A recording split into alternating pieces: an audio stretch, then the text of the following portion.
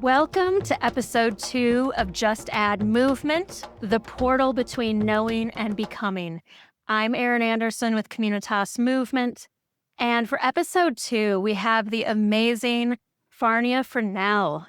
I am thrilled to have Farnia here. Let me just give the intro before I dive into conversation. Farnia is a leadership advisor, executive coach, board member, and founder of the Lenserf Group. She was just named a 2026 top executive coach. Farnia has spent her career helping high-performing leaders and teams build the capacity to scale, not by doing more, but by extracting more from what's already there. She believes achievement gets attention, but capacity sustains leadership. Farnia, welcome. Wow. Thank you, Erin. I'm excited to be here. And Well, congratulations on this wonderful podcast. thank you. Let's start by taking a collective breath. Everyone listening, watching, and both of us being here, we've both transitioned. All of us are transitioning from something that has come before, and now we're here. So taking that intentional breath helps our system to settle into this new moment before we dive in. So, Farnia, there's so much I could say about you. Just receive this as you breathe. You are a stunning coach, and I've been so honored to get to know you over the years. We're both certified high-performance coaches, and we have all these other experiences and training that we bring to the table. We were fortunate enough to facilitate a workshop together last year, and I just feel like I got to experience your energy in such a beautiful way. Your work is definitely focused on that high-performing energy, but you bring so much soul to it. So, without putting words in your mouth, what do you know to be true about the body based on your work?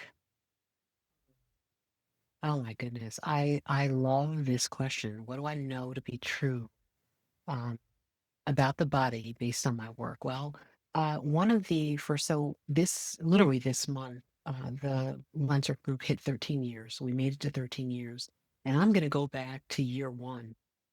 In the very first year of the business that I I created a program, and this was based on because I jumped into the business and said, "What do I want to do?" And I was like, "Oh, I want to support people and seeing more things and understanding themselves better." And I had all these, not so they all didn't make sense goals. But one of the things I did want to do was bring myself into my work. So one of the first programs I developed was called Leadership in Motion. And I had the privilege of working with a group that was based in Turkey, actually. They were in Istanbul and Ankara, and we remotely, right, I started this program, and it was a multi-week program where they were learning the tenet of leadership through motion, through for training for a race. We were all going to run the Istanbul Marathon together. Now, everyone wasn't going to do the full distance, but a portion of the people were, and some people were going to do a 5K and different distances. But what I learned going through that experience was not just that obviously you as a leader, you're in the front, you're like, you have to, be in motion so that people can see that you're acting. So you're proactive, like all of those kinds of things, but more so how to quietly be a leader and listen. So using our bodies, we actually listened to our bodies. Like, what is your body doing? Like when you're hyperventilating because you feel like you're pushing yourself too far, what is happening to you? What are you actually doing and what is the result? When you finish running and you reach down to try to touch your toe and you're stretching, how does that stretch translate into things that happen to you every day? So I'll take like those tenets. It was resistance, it was resilience, it was endurance training, right? So when we think about the work that any work, doesn't matter what field you're in, we all want to go to the distance. Very few of us are like, oh, I just want to do this today and I don't know what I'm going to do later on. What I learned through my body, and I'm glad this happened in year number one, where I actually got to see people implementing and people practicing and people doing this thing using their bodies, where I was already a runner. Like I like to run. I wasn't like the fastest in the world, but I like to run. And when I moved, when I moved, something happened. Something was even unlocked in my head. So when I was able to translate that, put that into course format and say, what are you hearing? What are you now able to do because your body is in motion and your body's nourished? Because in movement, we get nourishment too, right? Like we get more oxygen. There's some basic things that happen just by your blood flow, moving through your body. But there's also things that happen in the world because you're now present in a new way and your awareness shifts. There's so much that happens. So really glad that I was able to learn that early on or really experience that in that way early on. And since then, a lot of my work now involves this different kind of movement. So it's not necessarily like, okay, leadership and motion. We still have that program, although we're not running it as often or even in the same way. Now it's different. It's quieter movements. So some of it is simply with meditation or active meditation, like, okay, rubbing your fingers together so that you can feel the sensation of your fingertips against one another. And simply by doing that, you are self regulating by doing micro movements like drinking water. And instead of rushing to, oh, I have to drink all this water because I need all this water for today, let the water simmer in your mouth and feel the temperature of the water as it runs down your throat or as it's in your mouth and how it fills the cavities or cleans your teeth or whatever's happening there. Like just feeling the sensation of the moment. So my movement where I say, go back 13 years, it was more deliberate, like, oh, okay, what can you like the endurance, the pressure, you can feel all of that in movement and a lot of things are unlocked. Now it's a little bit of silence. You can feel movement and movement matters. And there's a message in the movement, but you don't have to be loud about it. It could just be moving your eyes a little bit so that you can better focus on what's directly in front of you. So instead of movement and anticipatory movement, like getting ready for, it's movement. Where am I right now? And what's available to me in this moment? Mm, beautiful. I love how you are bringing the body into your work and creating a body of work. I'm so curious. That story was so grounded in the breadth of 13 years. What you noticed in year one, what you're noticing now, that sort of oscillation and contrast between big movement, more subtle movement. In this share you just beautifully gave us, what do you notice in your own body just from sharing and reflecting on that breadth of time and that body of work? Hearing you play it back, I literally just got chills. And you can say, well, it's kind of chilly here, but no, actually, it's not. Like, I literally just got chills. Like, oh, you just played back. I said that. But I'm noticing, I one, I feel privileged to even be able to tell that story because I don't think I've ever even said that before. That I started this thing in movement, and here I am still leveraging movement. I don't think I've ever said that before, or even noticed that before. So thank you for even asking that question. But what I'm noticing in my body now is like there was a little bit of a release, right? Because I got chills. I got like little bumps on my arms as you said that. So something just happened, and I think that something was joy. I think that something was joy. So thank you for allowing that to come forth. You're welcome. I love this. And the reason this podcast is happening, and I've wanted to create this for so long, is to highlight this idea of when we add movement to Mm, something, something happens. And so you're bringing us into this portal, as I'm calling it, this space of knowing deeply in our bones, right? Embodiment is a popular word now. It didn't used to be, but mm, it's this idea of how through your work, you're activating this body level, soul level of knowing. sure. And I'm going to transition us from your work life into maybe more of a personal side. And this can be across your personal or professional lives. But I imagine that you, in having a business for 13 years, you've crossed many thresholds. You've had to hang out in limbo, in transition. You've had to Mm, boldly take a step through and move forward. You've maybe retreated. Like this relationship to threshold can be really profound to think about. And so, if you're willing to share something meaningful to you, I'd love to ask, what transition are you leaning into right Mm, now in your life, your work? How are you moving through it? yeah, even the word transition is movement, right? And this is particularly an important question for me in this moment because literally just a couple weeks ago, I moved offices. So I was in one office for an extended period of time and grew so comfortable there and found it to be a great thinking space. I could feel the shift inside my body just by being in a different space. So there's something to be said about that. Like being in a different space, I knew what I was meant to do in that space and I could turn it on like a light switch, turn it on, turn it off, and then pack it up. So having to move physically from that space to another space, that was a little bit of there was mourning, there was like a lot of stuff that went with that because I realized so much of me happened in that space. You know, you spend a lot of time at work.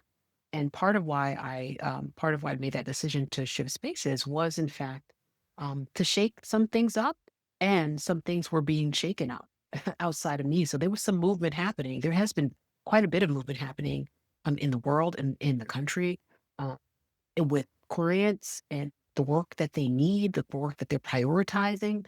There has been a lot of movement outside of me that has affected me and that has caused me to make decisions as a business owner to change a few things. And that change happened to be moving our physical offices.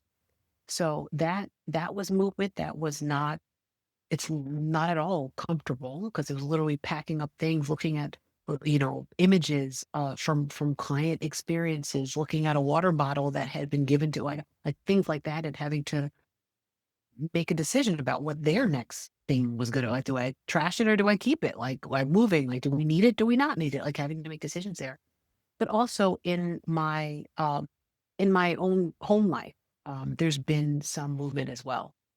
And, when a lot of things are up in the air at the same time, it's really uncomfortable because there's nowhere that you can look and feel grounded. There's nowhere that you like you go to work, you don't feel so grounded because there's some shifts happening there. You come home and then there's still some more shifts that are happening there. And you look to friends and there's some people that have then moved away. I had a friend that lived in Florida. It was like, and I'm looking around me, I'm saying, it feels like so much is up in the air in this moment. And that leaves me feeling ungrounded, like I can move, but if I'm moving, I don't have wings. So I don't fly like a bird and I'm safe because I can keep on flying. Um, I, I'm ungrounded and I can't fly. So there's a uncertainty that came with that.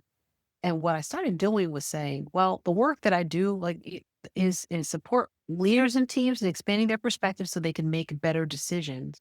So in this space, I would be a hypocrite if I didn't eat my own dog food. I didn't take my own lessons and see how they apply in this moment. And I can't say, Erin, I'm not going to be here on your podcast and say I'm doing this perfectly and I have implemented everything. And yes, you should listen to me because I'm not going to pretend that because that's not true. Okay. I felt 2 weeks, just 2 weeks ago, and I think I wrote you like, oh, you wrote to me and I completely missed it because so much was up in the air that I couldn't keep stock of everything that I was supposed to respond to. So much was up in the air, all of that movement. But I also, I'm really pleased that I went to a conference last week, and in that conference, it was actually the CEO of a very large electrical utility, the fourth largest in the country, and he made a comment. He told a story about how they experienced this tremendous loss. And in that loss, one of the leaders, one of his direct reports, the leaders had to face the public, essentially face the public. And in doing so, one thing he shared with them is like, um, almost begin with the end in mind. Like, think about how you want to lead in this moment. Before you say anything else, just think about people are watching you. How do you want to be remembered? And I don't want to look outside and say, oh, people are watching me, so I have to do this thing. Because that's not fair. That's not fair when you're feeling upended, when you're feeling disrupted. It's not fair to say, oh, because people are watching you. That's not why you should make a decision. It's I am in a position that I'm not comfortable. How do I want to remember this moment? Because I'm uncomfortable. And chances are, if I'm uncomfortable right now, there's something that's growing in me. There might be something that needs to go away that is part of who I am and how I operate, but I can move that out of me. I can take it out of me and leave it behind.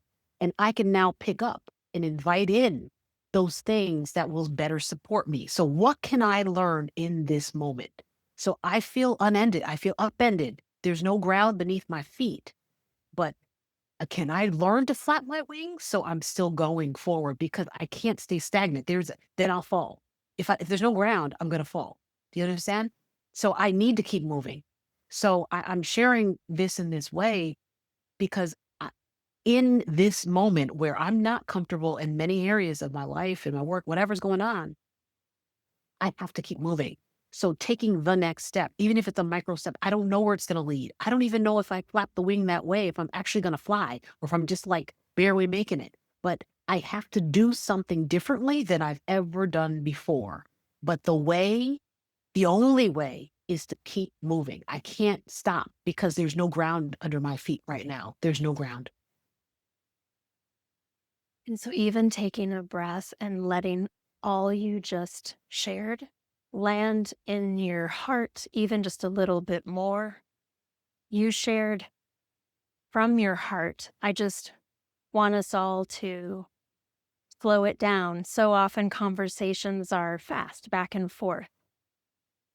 But there were so many things that you shared that were so important. And they go perfectly with all of these things that you work with, talking about how important discomfort is, talking about how important the harvest is over the hustle, talking about how you want to bring a more energy into traditional leadership. Like you are really living it by this way of moving through it. So I just want to honor you and see what you notice from checking in with your body after sharing. What are you aware of? And truth be told, there's a little bit of release. Even you don't want to face your own fears. So instead of facing your fears, you face your friends. So I'm going to call this opportunity to take it out of being a fear or an imperfection to being a friend who's just facing me and saying, I'm here and I'm imperfect, but I'm still here. So whatever I'm with, I don't have to be with it in a position of this is terrible, this is miserable, I'm miserable, bad things are happening. It could be like, okay, there's something here. Like, what can we do while it's here? Like, what can we be while it's here? What can I learn while it's here? How am I uncomfortable because it's here? So that the revelation, the story itself doesn't get any more comfortable, but the being with changes. It changes from a foe to a friend. Like, okay, we're perfectly imperfect, and this is I got to express that. So thank you. Mm, you're welcome. It's just wonderful to take time out of the routine, out of the rhythm of the day to drop into a different kind of topic and see what the relationship is in the moment. So, with that said, we're going to transition into movement and explore that question of what does the body know right now? So, even in your share, you had a lot of expressive movement, right? It was pulling from in to out, it was letting go, it was exploring wings. And so, within this portion, it's an invitation for all of us, not just you being put on the spot, Farnia, but for all of us to take just a couple of minutes to be with the creative expression, the self expression that can come when we turn off the words and get into our body. So, because of some tech issues, I'm going to invite everyone to just put on your own sound. Some people prefer silence, some people like a certain kind of music. I could put music on, but then there is a certain element of influence. And I don't know that I need to influence you. I think you get to be the DJ of your own life, and you get to create the soundtrack of your life, and specifically for this moment. So the just add moment movement into this moment is from this place. Where can you take everything you just shared and see what happens next? So I'm going to put some music on for myself. I'm going to be moving. I'm going to bring my voice in and out of it just so it doesn't feel like it's, silent air. But I encourage all of us, some of To us, see if I can get some music on too. exactly. And Zoom blocks out all the background sound, so I don't think it will be anything that we'll hear on each other's microphones. So, first and foremost, taking the visual out of the mix of our senses can be really helpful for dropping into the present moment and into the body. Only if it's comfortable, otherwise, find a place to gently focus your attention. And then you have options, right? You can stay seated, you can stand, you can pace, but I would encourage you to play with some of the movements you already were exploring, and maybe some of you listening were seeing movement. I was seeing movement as Farnia spoke. How do we get to move through this transition, this big life change together? So, taking another couple of minutes just to be with movement. And this isn't performance. If your body doesn't do a single movement, it's perfect. Maybe it's something you imagine and see, but allow your mind to go more into the background and the body to be more foreground. And maybe it's taking yourself through even the movements of what you shared, marathon, running, releasing, moving. So much movement has been the focus of this episode already. And so everyone exploring together, 13 years of movement, a lifetime of movement. And even thinking about the movements of a piece of music, it's like chapters. What is the chapter we're transitioning from and into?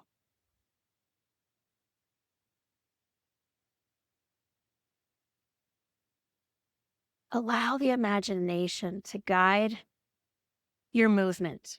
We're all choreographers. We can see movement. We can direct movement. We can be the movement.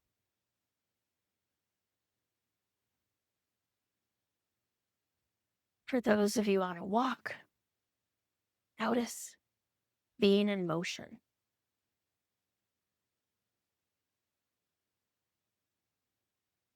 Notice how your internal breath, heartbeat can change when you imagine different movements or recall different chapters. Tend to the breath, tend to the heart rate, the heartbeat. Connect with that internal rhythm.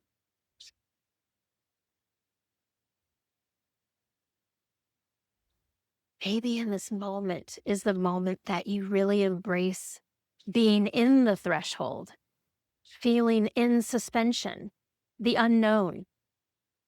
And maybe now is when you take that breath and embrace it. Or maybe now is the moment where you take that first step forward and cross the threshold. Maybe you've already crossed the threshold and you're in a new landscape. Is it a landscape that requires big movement, small movement, fast movement, small movement? Explore. You can't get it wrong.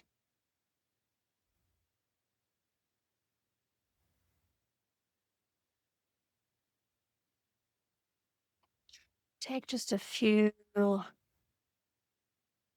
more breaths to see what gets to come forward, what gets to be expressed. Movement expresses what words can't. Allow yourself to express something you otherwise wouldn't if you hadn't shown up in this time, in this space with us.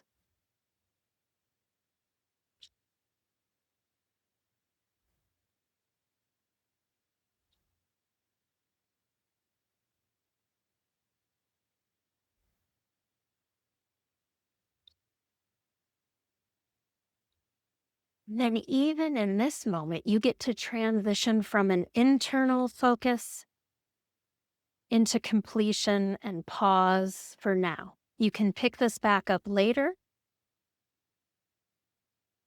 transitioning back into connection and relationship with the other.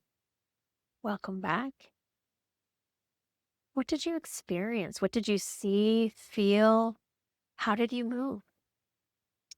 So I think I was just kind of um bobbing around, and there was a like I'm very happy right now, to be honest. And this morning, I on the way in, I actually was playing a song. So I played that same song, and ironically enough, it's "Calm Down" with Selena Gomez. But it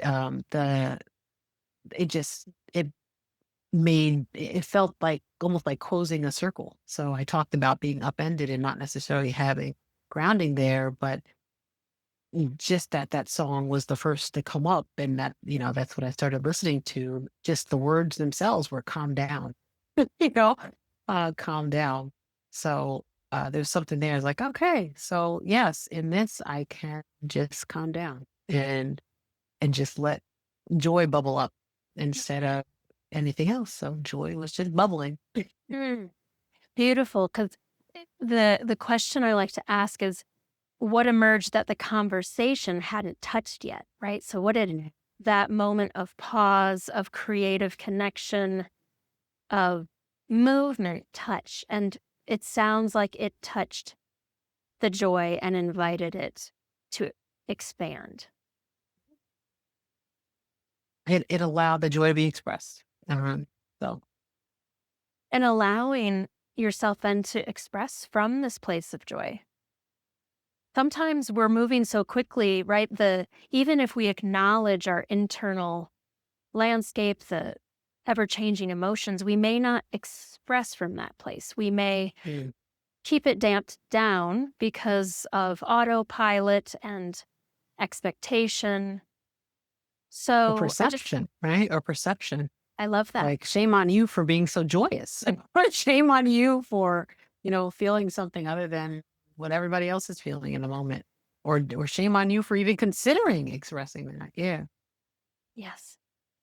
And so from this place, as we wrap up our conversation, it's like, how does joy get to continue to bubble up and be the movement from which you lead from the rest of your day, the rest of your week? Like, what becomes possible is kind of an open-ended question. Maybe there's no answer, but it's an invitation as we wrap up and you transition into the next thing. Like, what if joy leads the way forward? Mm. If joy comes in, my soundtrack comes in before I do.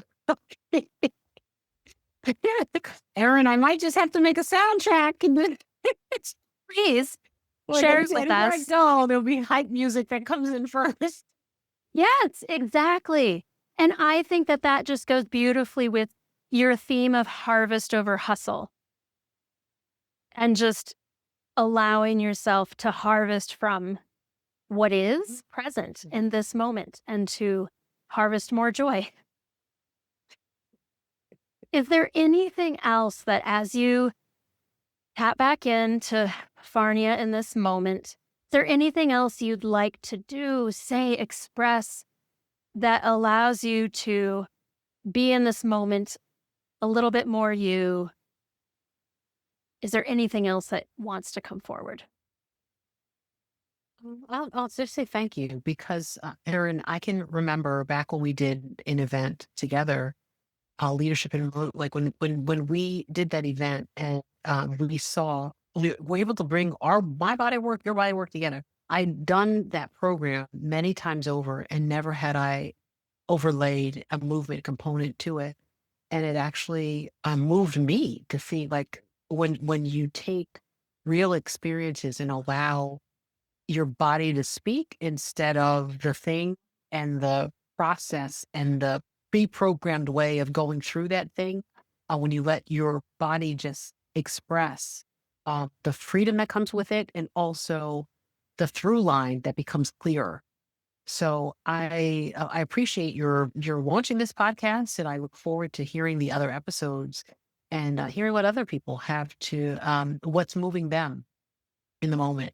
But so just as we wrap up, I'm grateful for the opportunity to let whatever through line. Like, I didn't know that through line was going to be expressed today, but I'm happy that it did come up, because that being able to use that analogy of I don't know how to fly, but I am flapping some wings, right? Like, I don't see a ground, but I haven't fallen. So being able to express that today, has been, important, and then being able to experience the joy by letting my soundtrack, lead, and even the words tied to that soundtrack that accidentally happen to be playing today. It is powerful. So thank you. Mm. Thank you, Farnia Fresnel. I will have contact information so those of you interested in learning more about her amazing work can do so. So much love and movement to you and to all of you. Until next time.